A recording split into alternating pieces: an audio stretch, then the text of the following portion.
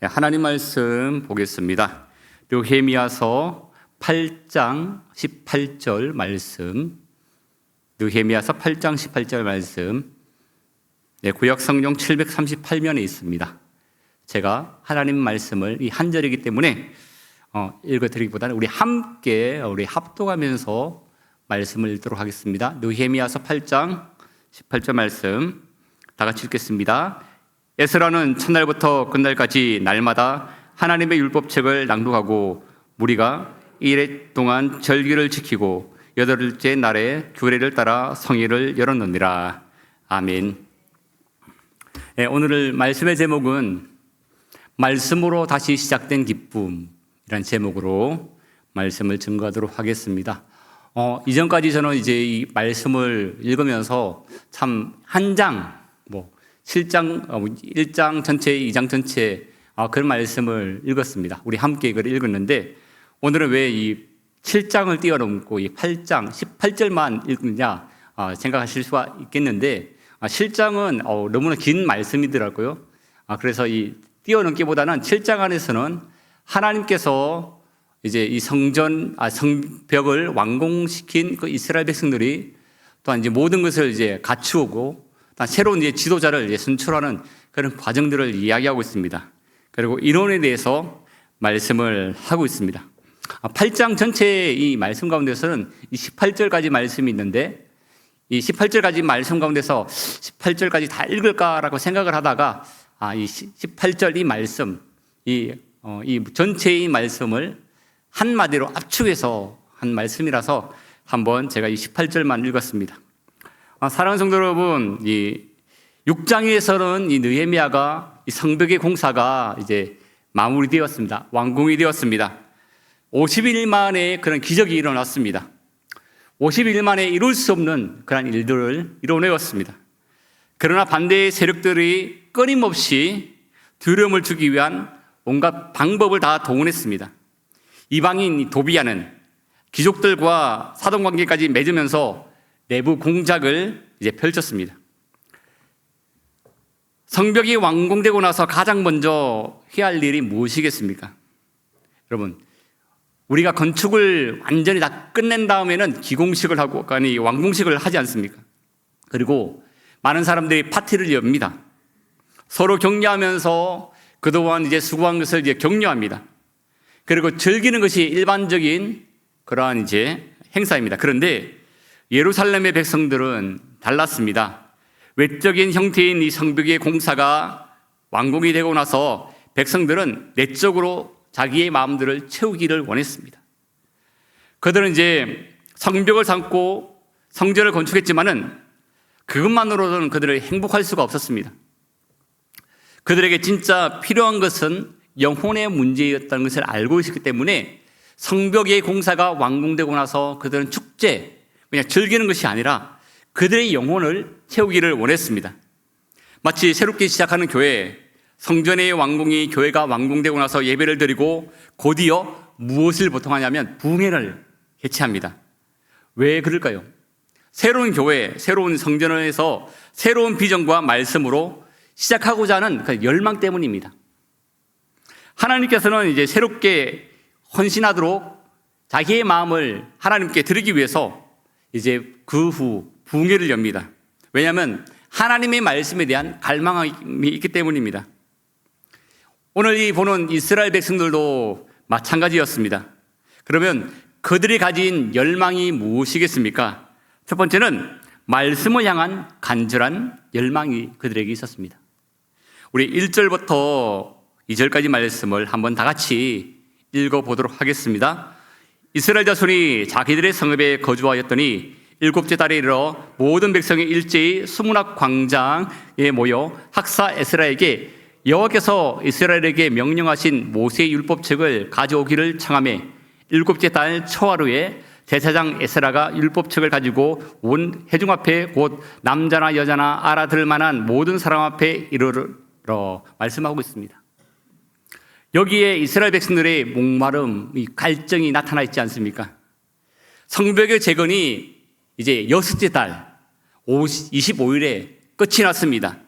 그런데 백성들은 떠나지 아니하고 4, 5일을 더 이 성벽 근처에서 머물렀습니다.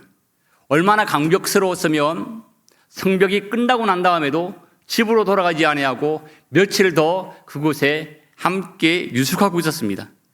우리들도 어떤 작품이 끝나고 나면 한참 동안 우리는 자기가 만든 작품을 한참 동안 지켜봅니다.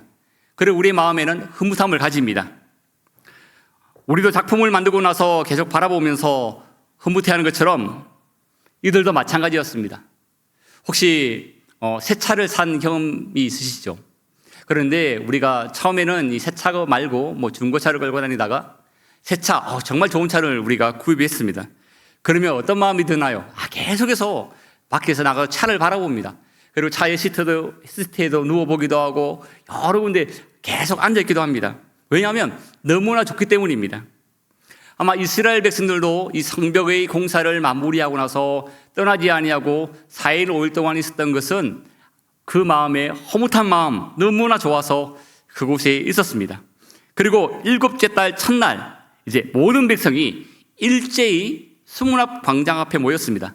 여기서 일제히라는 원어의 뜻은 마치 한 사람처럼 모였다는 것입니다. 거룩한 달, 7째 달, 이 7째 달은 이스라엘의 종교력에서 매우 중요한 달입니다. 우리가 말하는 7월이 아니라 민간 달력으로는 이스라엘의 1월에 해당합니다. 이스라엘의 민간 달력으로 1월에 해당하는 이 7째 달, 그리고 그날은 새해가 시작되어지는 중요한 달이었습니다. 이스라엘에게 이 7째 달은 첫 번째 날에 어떤 달이냐면 나팔절이 있습니다. 즉 새해의 시작을 알립니다. 그리고 10일째 되는 날에는 속죄일입니다. 그때는 회개와 용서를 하나님 앞에 구하는 날입니다. 15일과 22일은 초막절로서 하나님 앞에 감사를 드리는 달입니다. 이러한 중요한 절기를 앞두고 이스라엘 백성들은 일제히 새롭게 완공된 그 수문 앞에 모였습니다. 초막절에는 율법책을 낭독하도록 되어 있기 때문에 수문 앞에서 이제 일제히 모인 이 백성들은 에스라에게 요청을 합니다. 율법을 읽어주세요. 하나님의 말씀을 우리에게 들려주세요. 그들은 그렇게 요구합니다. 한번 보십시오. 이 8장의 인물의 전환점이 보이십니까? 느헤미야서는 이 7장까지 느헤미야가 나옵니다. 그런데 이 8장부터는 그 주인공이 에스라로 바뀝니다.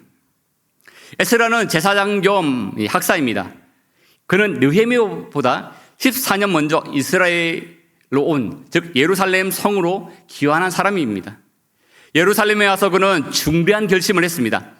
하나님의 말씀으로 백성들을 이끌겠다는 그러한 소망이 이 에스라에게 있었습니다. 그는 그 소망을 위해서 무려 14년이나 준비하고 기다렸습니다. 이렇게 준비된 에스라를 백성들은 초청했고 나팔이 재는 그 날 남녀노소 할 것 없이 일제히 한 마음이 되어서 그곳에 모였습니다. 왜? 하나님의 말씀을, 즉 율법을 듣기 위해서 그 자리에 모였습니다. 이전에는 성벽을 이제 완공하고 나서 이제 자기들이 돌아갈 수밖에 없었지만은 돌아가지 아니하고 하나님 말씀을 사모하기 위해서 모든 백성들이 남녀노소 할 것 없이 일제히 한 마음이 되어 그곳에 모였습니다. 3절 말씀을 한번 보시겠습니다. 3절 말씀에 보시면 수문 앞 광장에서 새벽부터 정오까지 남자나 여자나 알아들 만한 모든 사람 앞에서 읽음에 무사람이 그 율법책에 귀를 기울였는데, 곳곳에 사는 이스라엘 백성들이 수문 앞 광장 앞에 모였습니다. 그런데 모인 시간대를 한번 보십시오. 정말 놀랍지 않습니까? 새벽부터 정오까지, 새벽부터 정오 6시간입니다. 알아들 만한 모든 사람이라면 적어도 5세 이상이 되어지는 어린아이까지 포함이 되어집니다. 이런 상황을 한번 생각해 보십시오. 일제히 모든 사람들이 전부 다 이 수문 앞 광장 앞에 새벽부터 모여서 정오까지 6시간 동안이나 말씀을 들었다 합니다. 육체적으로 얼마나 힘들겠습니까? 어린아이까지 데려와서 새벽 6시부터 6시간 동안 하나님의 말씀을 들었습니다. 앉아서 들은 것도 아닙니다. 5절과 7절의 말씀에는 두루마리를 펼 때마다 마치 그들은 전부 다 일어나서 서 있었습니다. 힘들지 않았겠습니까? 육체적으로는 분명히 힘들었을 것입니다. 하지만 백성들에게는 간절한 열망이 있었습니다. 그것은 말씀에 대한 갈망입니다.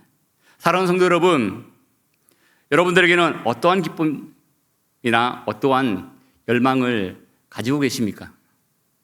말씀하지 않아도 이곳에 계신 여러분들께서는 이와 같은 열망 그리고 간절함, 사모함이 있었을 것이라 확신을 합니다.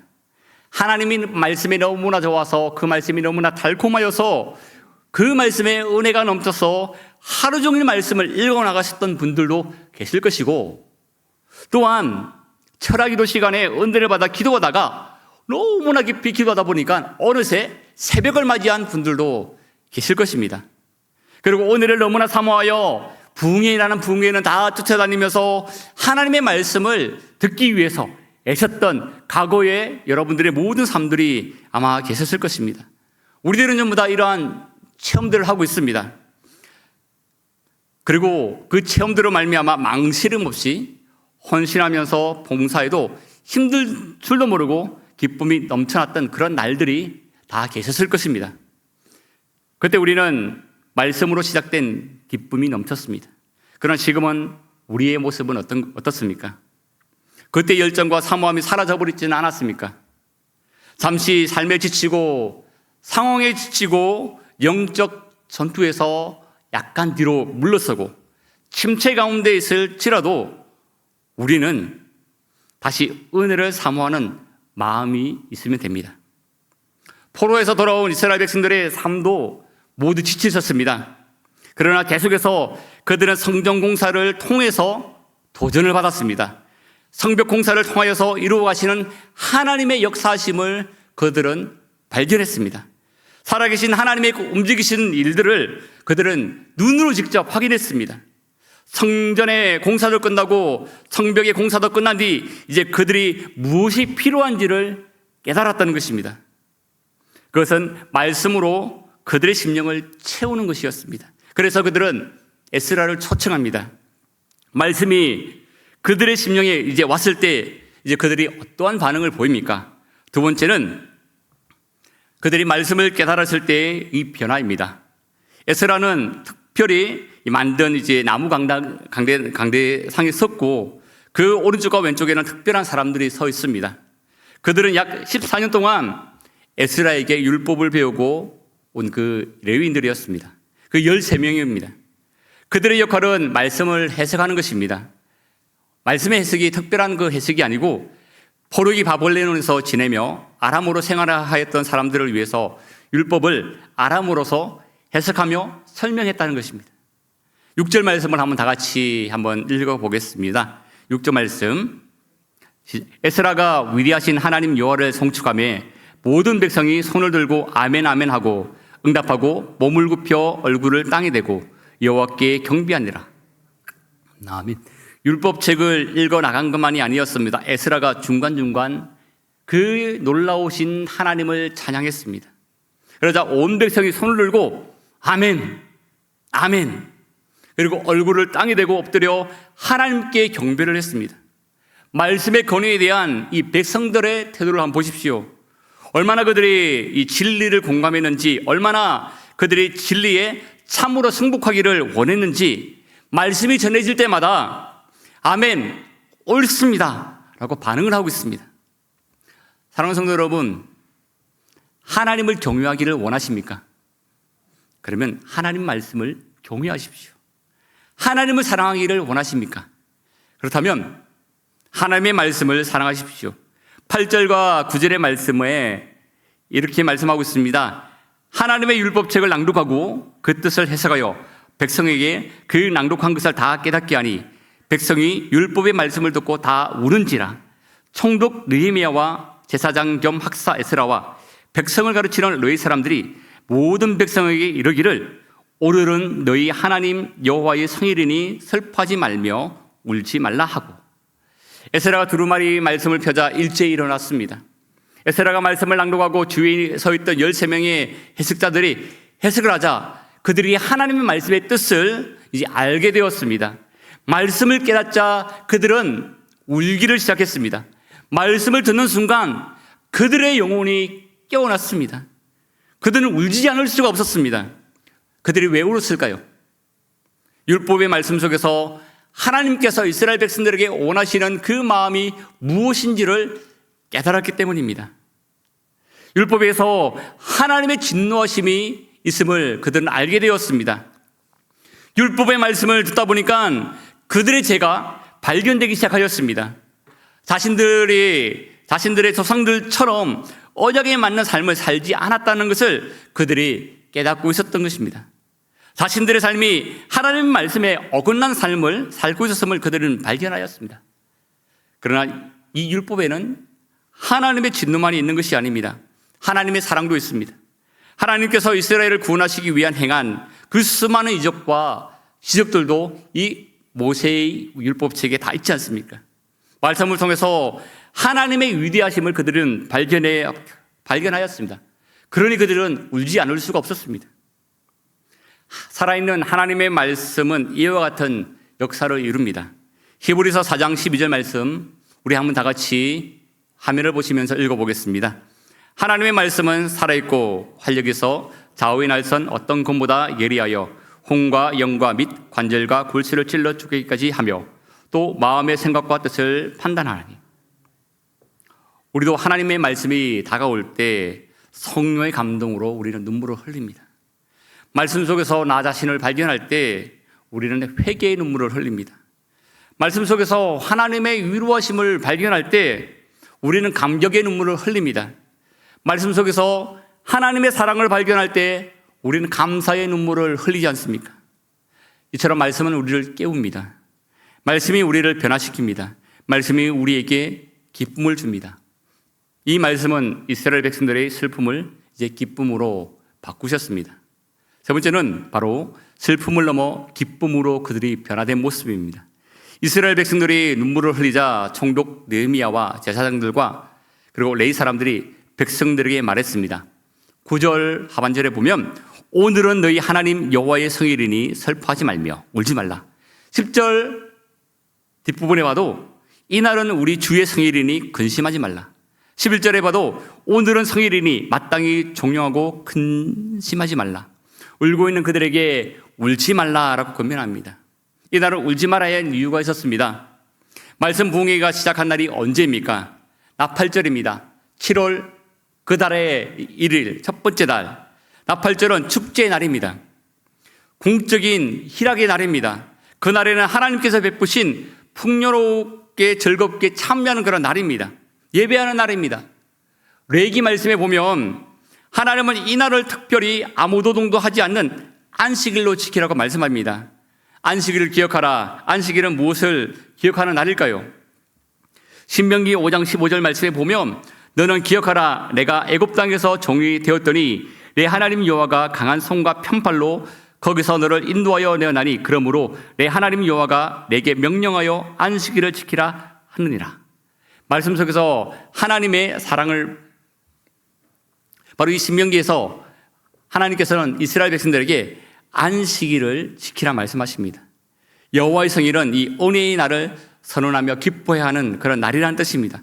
그래서 수문 앞에서 에스라와 느헤미야와 레위인들은 백성들에게 아까 우리 말씀 보았던 것처럼 9절과 10절에 계속해서 3번이나 외칩니다. 근심하지 말라. 회개의 중요성을 알리지만은 거기에 머무르지 말라 말씀합니다. 이스라엘 백성들은 말씀을 듣고 자신들이 얼마나 하나님의 뜻에 멀어져 있는지를 깨닫게 되었습니다. 그래서 그들은 죄에 대한 회개, 민족적인 수치의 영적 타락에 대한 통곡의 눈물을 흘렸습니다. 그때 느헤미야와 에스라와 레위 사람들이 외쳤습니다. 근심하지 말라. 여호와를 기뻐하는 것이 너희의 힘이니라. 이 외침에 이스라엘이 깨달아야 할 내용이 담겨져 있습니다. 우리 10절 말씀을 한번 다 같이 읽어보겠습니다. 느헤미야가 이르기를 너희는 가서 살찐 것을 먹고 단 것을 마시되 준비하지 못한 자에게 나누어 주라. 이날은 주의 성일이니 근심하지 말라. 여호와로 말미암아 기뻐하는 것이 너희의 힘이니라. 여호와를 기뻐하는 것이 너희의 힘이다 말씀합니다. 여기서 힘은 다른 곳에서는 반석, 요새, 피난처, 산성으로 번역되어 있습니다. 적이 공격해 올 때 도망쳐 들어가야 하는 견고한 성, 그것이 바로 요새이지 않습니까? 산성이며 피난처이지 않습니까? 다르게 말씀을 드리면 여호와를 기뻐하는 것이 바로 요새이다. 기쁨은 영적인 무기가 됩니다. 성도 여러분, 영적 전쟁에서 사탄이 가장 먼저 공격하는 것이 무엇입니까? 바로 우리의 기쁨을 빼앗아가는 것입니다. 그들은 우리를 낙심케 만듭니다. 우리에게 좌절감을 줍니다. 우리를 정죄합니다. 왜 그럴까요? 우리의 삶 가운데서 이 기쁨을 잃어버리면 싸울 힘이 없어지기 때문입니다. 느헤미야 시대 때 백성들도 마찬가지였습니다. 그들은 성벽을 재건하지만 마음의 성벽은 무너져 있었습니다. 죄책감과 수치심에 눌려 있었습니다. 그들에게 필요한 것은 더 많은 정죄가 아니었습니다. 하나님 안에서 그들에게 기쁨이 회복되는 것이었습니다. 느헤미야는 가장 거룩한 달인 이 일곱째 달에 회개하는 이스라엘 백성들이 더 이상 과거에 매지 않고 하나님이 주신 은혜로 기뻐하며 살기를 원했습니다. 그래서 그날에는 살찐 것을 먹고 단 것을 먹으라, 축제를 즐기라, 준비하지 못한 자에게는 나누어 주라, 기쁨을 나누어 주어라, 여호와를 기뻐하는 것이 너희 힘이다, 기쁨이 능력의 원천이다. 이 모든 것이 바로 하나님의 말씀으로 이루어졌습니다. 이제 그들은 두 번째 날이 되었습니다. 그들은 네 번째로 말씀으로 회복된 기쁨의 절기를 지키기 시작합니다. 두 번째 날에 이 중간 지도자들이 에스라 앞에 모여서 말씀을 들었습니다. 이때 초막절에 관한 이야기가 나옵니다. 이스라엘 백성들은 애굽에서 나와서 광야에서 초막을 짓고 생활했습니다. 초막을 짓고 장막을 치고 40년 동안 험한 생활을 하였습니다. 그 여호수아는 통하여서 가나안 땅에 들어갔습니다. 가나안 땅에 들어가자 이제 전쟁을 치러야 했고, 그래서 초막절을 제대로 지키지 못했습니다. 하나님이 자신들을 보호해 주시고 지켜주신다는 약속을 그들은 이제 잊어버리게 되었습니다. 날마다 하나님의 약속을 기억해야 그들이 안심하게 살 수가 있는데 그 약속을 잃어버린 것입니다. 그런데 에스라가 이제 율법책을 들고 말씀을 하자 초막절을 지키라 말씀을 읽고 있었습니다. 이 초막절을 지킨다는 것은 쉽지 않습니다. 땅바닥에 그냥 누워 자야 하고 누룩 없는 무교봉을 먹어야 하고 쓴나물 먹어야 합니다. 여러분, 초막을 짓는다는 것이 어떤 의미냐면 캠핑한다는 의미인데, 오늘날 많은 사람들이 캠핑을 좋아하지 않습니까? 그래서 캠핑하면 우리는 신나게 마음껏 먹고 안식하고 쉬고 더 좋은 음식도 먹는 아주 좋은 그런, 때로는 우리의 힐링이 되는 그런 캠핑을 합니다. 하지만 이 시대 때 이 캠핑은 그냥 캠핑이 아니라 고난의 캠핑이었습니다. 그냥 맹바닥, 그 땅바닥에 그냥 누워 있어야 하고 누룩 없는 무교봉을 먹어야 하고 힘든 쓴나물을 먹어야 합니다. 초막절이 바로 그러한 것입니다. 이 모든 과정이 광야에서 얼마나 고생했는지를 기억하기 위해서 하나님께서는 그들에게 초막절을 지키라 말씀하셨습니다. 그리고 7일 동안 말씀만을 읽어야 했습니다. 여덟째 날이 되면 성전에 모여서 잔치하는 것으로 이 초막절 행사가 끝이 납니다. 이스라엘은 이 초막절을 이제 제대로 지킨 적이 없었습니다.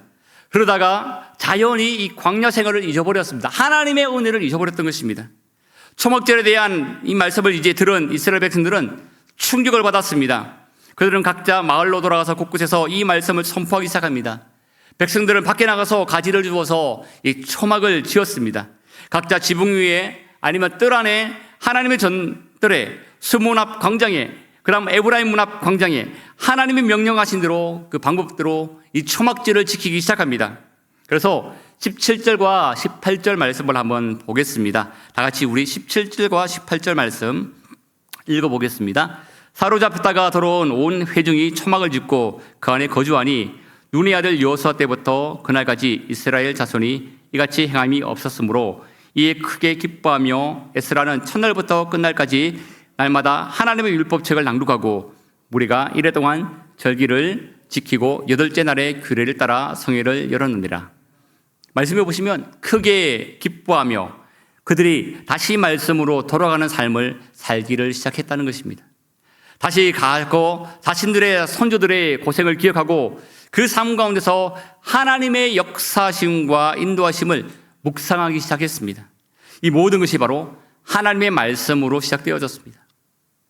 말씀을 맺겠습니다. 사랑하는 성도 여러분, 오늘 본문은 다시 시작하는 백성이 가진 힘의 원천이 무엇이며 어떻게 힘으로 살 수 있는지를 보여주고 있습니다. 우리를 살게 하는 것이 무엇입니까? 우리의 마음을 부흥케 하는 것이 무엇입니까?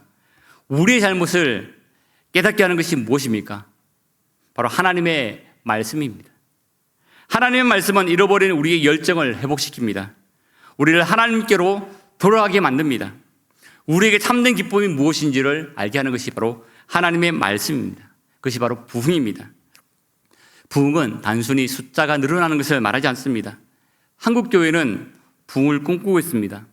우리 온천제일교회도 부흥을 꿈꾸고 있습니다. 오늘 이 자리에 계신 여러분들도 부흥을 꿈꾸고 계실 것입니다. 부흥을 꿈꾸신다면 이스라엘 백성들처럼 우리의 심령 안에 하나님의 말씀으로서 채우시길 바랍니다. 말씀을 향한 갈망이 우리에게 있어야 합니다. 새벽부터 정오까지 서서 말씀을 들었던 그 열정이 우리에게 필요합니다. 이전에는 우리가 가지고 있었지만 지금은 사라져버렸다면 다시 우리는 말씀으로 회복을 해야 합니다. 말씀이 우리의 죄를 드러날 때 우리는 회개해야 합니다. 그러나 더 이상 우리는 정죄에 머물지 않고 기쁨으로 우리는 나아가야 합니다. 말씀으로 주시는 그 힘으로 말미암아 하나님의 은혜를 우리는 기뻐해야 합니다. 여호와를 기뻐하는 것이 우리의 힘이라 말씀하십니다. 그 기쁨은 우리의 요새요, 우리의 피난처입니다. 소막지를 회복한 것처럼 말씀대로 살아가야 합니다. 말씀이 우리의 삶을 인도해 가도록 우리는 그 말씀에 우리 자신을 의탁해야 합니다. 우리의 마음이 하나님의 말씀으로 가득한 것, 그것이 부흥입니다. 나의 마음 가운데 세상 것이 아닌 말씀으로 가득한 것이 바로 부흥의 시작입니다. 지금 혹시 지쳐 있으십니까? 삶의 무게로 인하여서 눌려 있습니까? 영적으로 혹시 침체되어져 있습니까? 우리는 말씀으로 돌아가야 합니다. 이스라엘 백성들처럼 하나님 말씀을 삼으십시오. 그리고 말씀을 깨달으십시오. 말씀으로서 기뻐하십시오. 말씀으로서 우리는 살아가야 합니다. 여호와를 기뻐하는 것이 너희의 힘이니라, 이 말씀이 오늘 우리에게도 선포되고 있습니다. 과거의 실패와 좌절에 얽매이지 마시고 정죄와 수치감에서 벗어나시고 하나님이 베풀어 주신 은혜를 기억하십시오. 그리고 말씀을 통해서 주신 그 기쁨을 회복하시길 바랍니다. 말씀을 지켜 나가는 삶을 우리의 삶으로서 살아가야 합니다. 그 기쁨이 우리의 요새가 되고 우리의 피난처가 되고 우리의 힘이 될 것입니다. 말씀의 제목처럼 말씀으로 다시 시작된 기쁨, 오늘 우리 개인과 우리 주위와 우리 교회와 우리 모두에게 필요합니다. 이스라엘 백성들이 말씀으로 다시 시작되어져서 그들이 회개하면서 하나님의 말씀을 통하여 다시 기뻐하고 하나님의 말씀을 통하여서 그들은 피난처로 삼고 또한 하나님의 말씀을 통하여서 그 말씀으로 다시 지키며 살아갔던 것처럼 우리도 말씀으로 다시 시작되어지는 우리 개인과 우리 모두의 심령들이 되시기를 주님의 이름으로 간절히 축원합니다.